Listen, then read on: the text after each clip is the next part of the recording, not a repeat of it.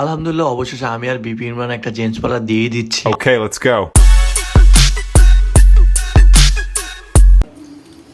তো hello guys, আমি MD শান্ত। তো আবারও চলে আসলাম কি জেন্টস পার্লার মানে কি সেলুন ব্যবসায়ীদের বাস দেওয়ার জন্য। আলহামদুলিল্লাহ, অবশেষে আমি আর বিপি ইমরান একটা জেন্টস পার্লার দিয়ে দিচ্ছি। আমাদের জেন্টস দিবি তো দে না রে ভাই, কিসের জন্য এত কাহিনী নাটক সাটক করা দরকার আছে বল। আমি জানি এই জমিটা বিক্রি করছি যে আমার আম্মু অনেক কষ্ট পাইছে, কিন্তু কিন্তু কিছু করার নাই, কারণ হচ্ছে আমি তো একটা জেন্টস পার্লার দিচ্ছি, আপনারা সবাই জানেন। আমি আর বিপি দিবি তো দে না রে ভাই, এত নাটক করে কি আছে।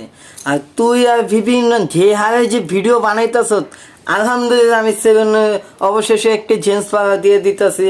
আলহামদুলিল্লাহ আমি আমার জায়গাটা বিক্রি করে দিচ্ছি, কষ্টের জায়গাটা। আমি আমার বাইকটা বিক্রি করে দিলাম, কষ্টের টাকা কিনা বাইক।